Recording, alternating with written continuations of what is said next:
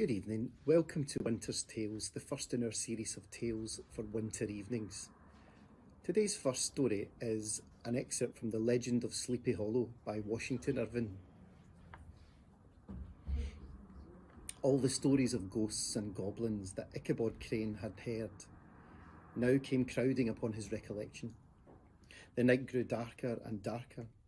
The stars seemed to sink deeper in the sky, and driving clouds occasionally hid them from his sight. He had never felt so lonely and so dismal. He was, moreover, approaching the very place where many of the scenes of the ghost stories he had heard had been laid.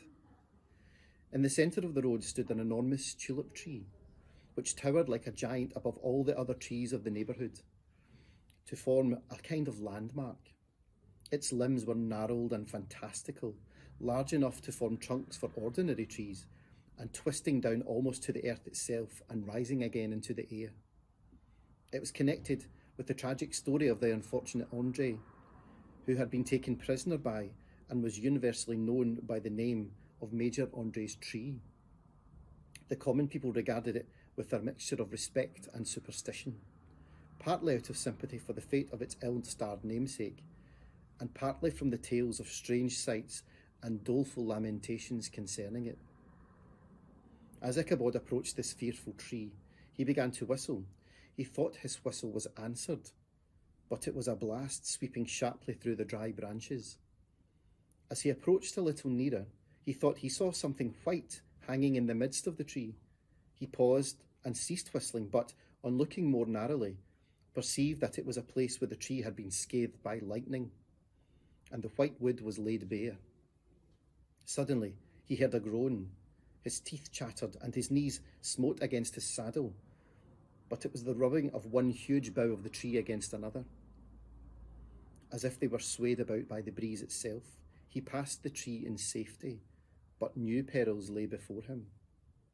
About 200 yards from the tree, a small brook crossed the road and ran into a marshly and thickly wooded glen, known by the name of Wily Swamp.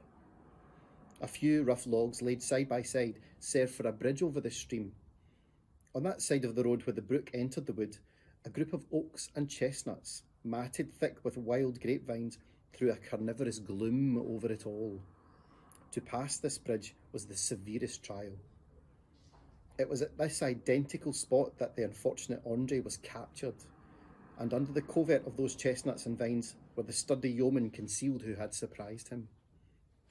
This has ever since been considered to be a haunted stream, and fearful are the feelings of the schoolboy who has to pass it alone in the dark.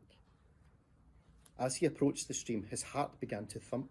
He summoned up, however, all his resolution, gave his horse half a score of kicks to the ribs, and attempted to dash briskly across the bridge, but instead of starting forward, the old animal made a lateral movement and ran broadside against the fence.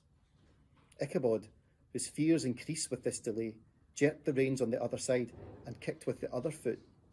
It was all in vain.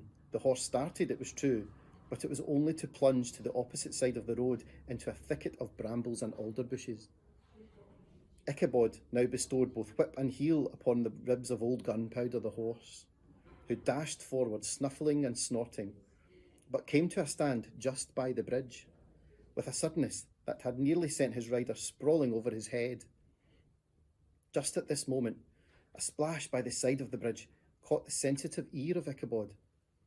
In the shadow of the grove, on the margin of the brook, he beheld something huge, misshapen and towering.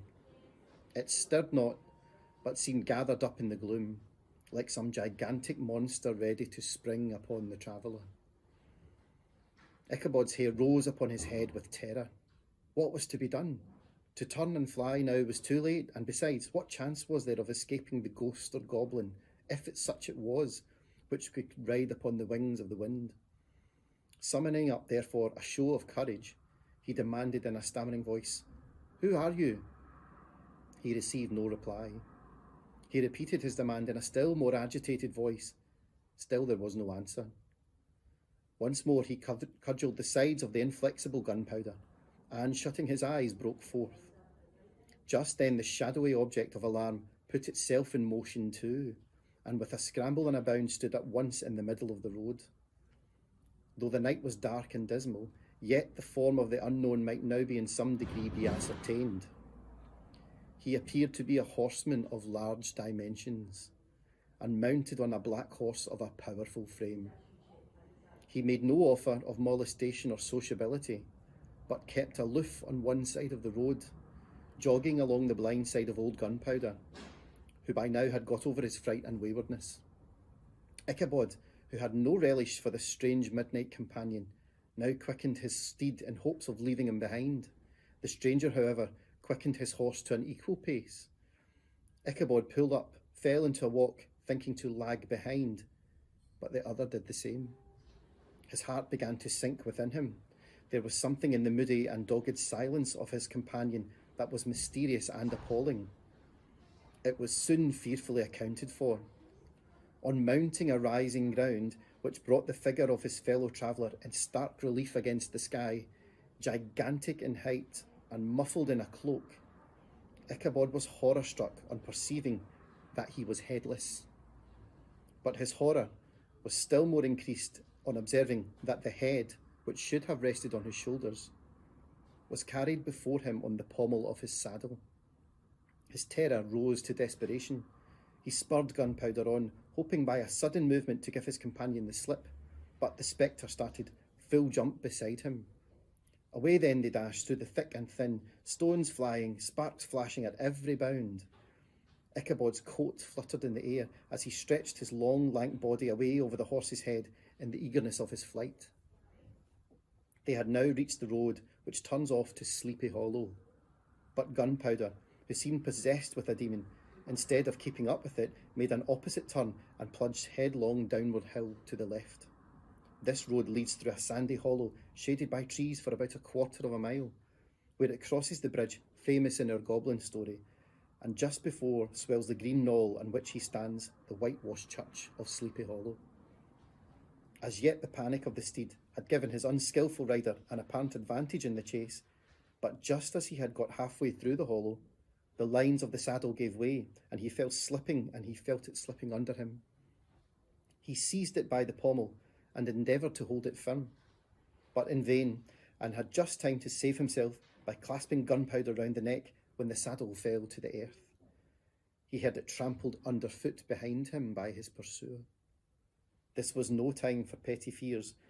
The goblin was hard on his haunches, and unskilful rider that he was, Ichabod had much ado to maintain his seat, sometimes slipping on one side, sometimes another, and sometimes jolted on the high ridge of his horse's backbone with a violence that he feared would cleave him asunder. An opening in the trees now cheered him with the hopes that the church bridge was at hand. The wavering reflection of a silver star in the bosom of the brook told him that he was not mistaken.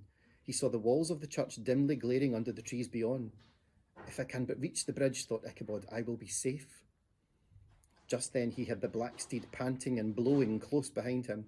He even fancied that he felt its hot breath. Another convulsive kick in the ribs, and old Gunpowder sprang upon the bridge.